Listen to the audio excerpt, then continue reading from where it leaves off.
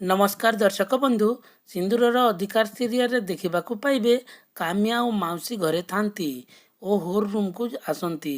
ମାଉସୀ ପେଟକୁ ଆଉଁସି ଆଉଁସି କହୁଥାନ୍ତି, ଓ ମା ପେଟ, ଏଯାଏଁ ବି ଭଲ ଲାଗୁନି। କାମ୍ୟା ଦେହ ଜମା ବି ଭଲ ଲାଗୁନି। ହେଲେ କାମ୍ୟା ସମସ୍ତଙ୍କ ରୁମ୍କୁ ଅନେଇ ଦେଖୁଥାନ୍ତି। ଘର ପୁରା ଖାଲି ଥାଏ। କାମ୍ୟା କହନ୍ତି, ମାଉସୀ, ଏ ପବିତ୍ରା ଆଉ ରୋମା କୁଆଡ଼େ ଦେଖାଯାଉନାହାନ୍ତି ତ? ମାଉସୀ କହନ୍ତି, ଆରେ ସେମାନେ ଦୁଇଜଣ ତାଙ୍କ ରୁମ୍ରେ ଥିବେ। କାମ୍ୟା କହନ୍ତି, ଏତେ ଡେରି ଯାଏଁ ସେମାନେ ତଳକୁ ଆସିନାହାନ୍ତି? ଏଯାଏଁ ସେମାନେ ବ୍ରେକଫାଷ୍ଟ କରୁଥାନ୍ତେ। ମାଉସୀ କହନ୍ତି, ଆରେ ଏସବୁ ମୋତେ ପଚାରନା, ଆଉ ମୁଁ କେମିତି ଜାଣିବି? କାମ୍ୟା ଉପରକୁ ଯାଆନ୍ତି।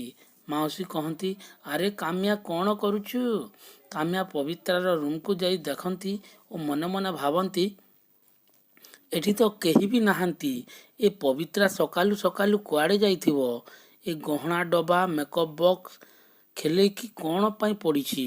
ତାପରେ ରୋମାର ରୁମ୍କୁ କାମ୍ୟା ଯାଇ ଦେଖନ୍ତି।